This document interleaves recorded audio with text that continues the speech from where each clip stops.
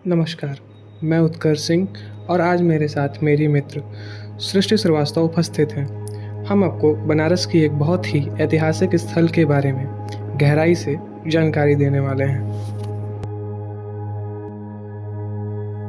कर्दमेश्वर महादेव मंदिर वाराणसी के प्राचीनतम शिव मंदिरों में से एक माना जाता है। ऐतिहासिक साक्ष्यों के अनुसार इसका निर्माण लगभग 11वीं से 12वीं शताब्दी के बीच हुआ था, जब गढ़वाल वंश का प्रभाव इस क्षेत्र में था। हालांकि इसके निर्माण से जुड़े किसी एक शासक का स्पष्ट नाम उपलब्ध नहीं है, लेकिन इसकी संरचना इसके मध्यकालीन भारतीय वास्तुकला का उत्कृष्ट उदाहरण बनाती है। इस मंदिर की वास्तुकला नगर शैली से प्रभावित है, जो उत्तर भारत के मंदिरों की एक प्रमुख विशेषता है। पत्थरों से बना इसका मजबूत ढांचा, ऊंचा शिखर और दीवारों पर की गई बारीकी नक्काशी इसकी विशेष पहचान है। मंदिर का गर्भगृह, जहां शिवलिंग स्थापित है, श्रद्धालुओं के बीच आस्था का केंद्र है।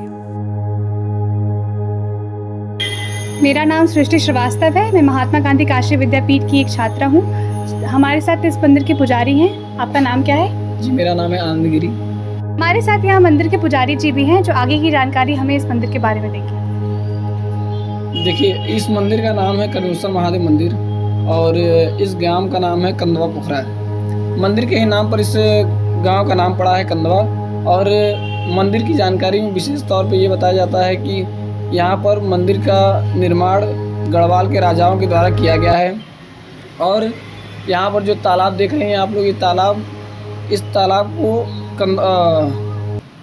बिंदु सरोवर कहा जाता है। ऐसा मान्यता है कि कर्दमेश्वर महादेव जी के आंसू से जब उन्होंने वो किया था, क्या कहते हैं, तपस्या किया था भगवान शिव को प्रकट करने के लिए, तो उनके आंख से आंसू गिरा था। उसी आंसू से इस तालाब का निर्माण हुआ, जिसका नाम है बिंदु सरोवर।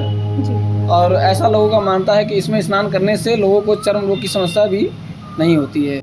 साल की हर तीसरे साल यहाँ पर पंचकोश परिक्रमा लगता है। इस परिक्रमा का विशेषता यह है कि यहाँ पर लोग 80 किमी 85 किमी तक पैदल चलकर भगवान की 5 प्रमुख स्थान हैं, वहाँ पर पंचकोश करते हैं और अपने मनोकामना को लेकर, श्रद्धा लेकर जाते हैं भगवान के पास।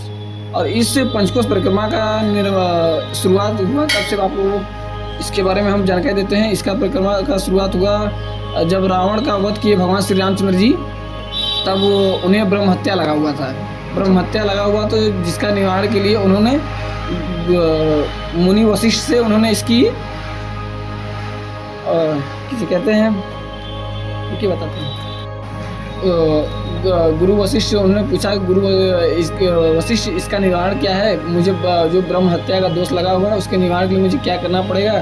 तो गुरु वशिष्ठ ने उन्होंने श्री रामचंद्र जी को बताया कि आपको काशी में जा कर के समस्त परिवार के साथ भगवान शिव की प्रमुख 5 विशेष शिवलिंग है, जिसका परिक्रमा करेंगे तो इससे आपको ब्रह्म हत्या का दोष से निवारण मिलेगा।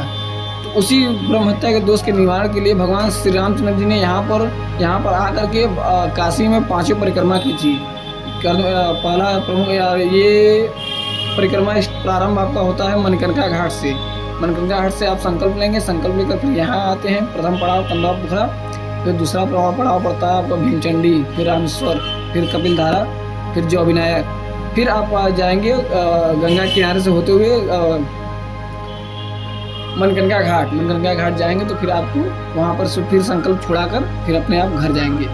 इस तरीके से पंचकोश परिक्रमा का पूर्ण होता है। और यहाँ पर 5 प्रमुख स्थान हैं जहाँ पर पंचकोश परिक्रमा के दौरान सभी स्थानों की पूजन किया जाता है, जिससे आपका पंचकोश परिक्रमा सफल माना जाता है। आइए आपको उनके बारे में भी दर्शन करा देते हैं। या बाबा कर्दमेश्वर महादेव जी के साथ के ही और 4 प्रमुख स्थान यहाँ पर हैं, जैसे कि कर्दमकुंड, विरूपाक्ष, नीलकंठ महादेव और सोमनाथ महादेव। ये 5 प्रमुख मंदिरें हैं जो कि बाबा शिव के साथ के यहाँ पर ही विराजमान हैं। समय के साथ बहुत कुछ बदल गया, लेकिन कर्दमेश्वर महादेव मंदिर आज भी अपनी मूल पहचान को संजोए हुए है। यह मंदिर केवल पत्थरों से बनी एक संरचना नहीं, बल्कि यह सदियों पुरानी आस्था का प्रतीक है। सुबह की पहली किरण जब इस मंदिर की प्राचीन दीवारों को छूती है तो मानो ऐसा लगता है इतिहास स्वयं जीवित होकर अपनी कहानी कह रहा हो, और यह दृश्य बहुत ही उल्लेखनीय होता है। हरी जी, पर्व त्योहार के समय में इस मंदिर के आसपास का वातावरण कैसा रहता है? पर्व त्यौहार के समय तो यहाँ पर वातावरण अच्छा रहता है, लेकिन त्यौहार के बाद का जो वातावरण है बड़ा ही बेकार हो जाता है, क्योंकि यहाँ पर साफ सफाई केवल त्योहारों के समय ही होता है। और ऐसे देखिए आप, जैसे कि आप यहाँ पर देख सकते हैं कि मैम कैमरा घुमा के दिखा सकती हैं कि यहाँ पर देखिए अभी सफाई नहीं हुआ है, और सुबह के टाइम बस आते हैं सफाई कर्मी, जिस समय कि यहाँ पर पुजारी जी मौजूद रहते हैं, वो केवल अपना खुद का सफाई तो कर ही लेते हैं, लेकिन शाम के समय पे देखेंगे एक भी सफाई कर्मी आपको यहाँ पर मौजूद नहीं दिखेगा। कुछ प्रमुख त्यौहार विशेषकर जो यहाँ पे मनाए जाते हैं? प्रमुख त्योहारों में से एक है यहाँ पर देखिए शिवरात्रि के दिन में कम से कम लाखों की भीड़ होती है, 10 लाख लोगों की कम से कम भीड़ होती है यहाँ पर। और यहाँ पर शिव बारात भी निकाला जाता है मंदिर के पुजारियों के द्वारा।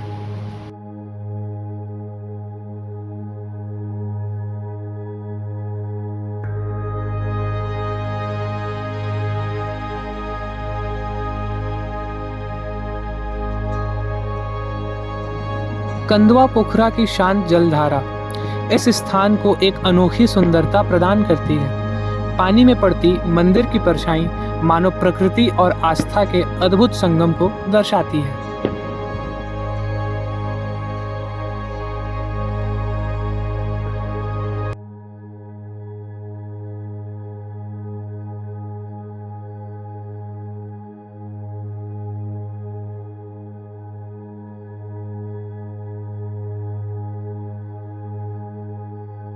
के समय में, क्योंकि यहाँ पर सरोवर स्थित है, जी, कैसा माहौल रहता है? छठ पूजा पे बहुत ही अच्छा माहौल रहता है यहाँ पर, और बहुत ही भीड़ होती है दूर दराज से कॉलोनी में, और गांव के सभी लोग यहाँ पर आते हैं त्यौहार का अपना लाभ लेने के लिए।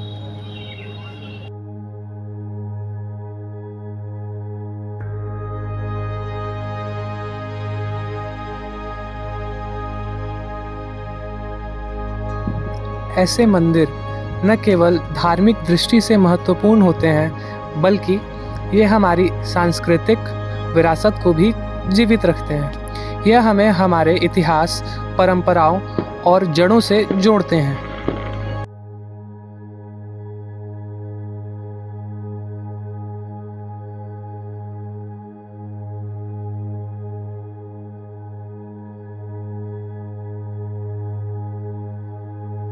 तो पुजारी जी, ये बताइए कि इस मंदिर की साफ सफाई के बारे में आपका क्या कहना है?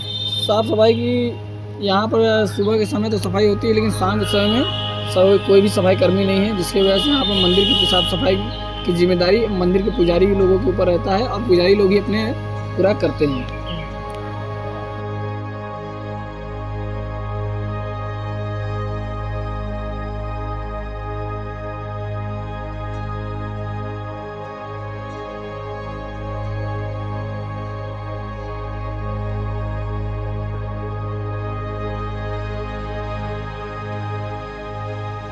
मैं आपको यह भी बताना चाहता हूँ कि इस मंदिर के निकट के लोग बेहद ही अच्छे स्वभाव के हैं। साथ ही साथ इस प्राचीन मंदिर के पुजारी जी भी काफ़ी विनम्र व्यक्ति हैं, और जो कुछ भी जानकारी हमें मिली उनमें इनका अहम योगदान रहा। हम धन्यवाद करते हैं ऐसे महानुभावों को जो भारत की सांस्कृतिक विरासत की व्याख्या करने में ज़रा भी संकोच नहीं करते।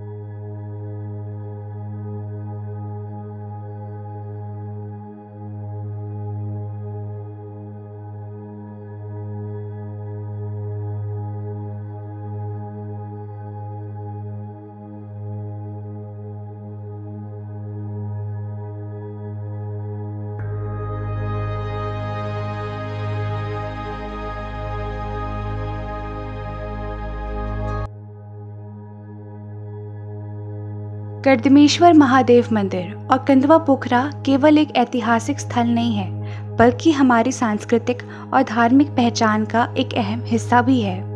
इसकी संरक्षण करना हमारी जिम्मेदारी है। तो आइए हम सब मिलकर अपने विरासत को संजोने का संकल्प लें। धन्यवाद।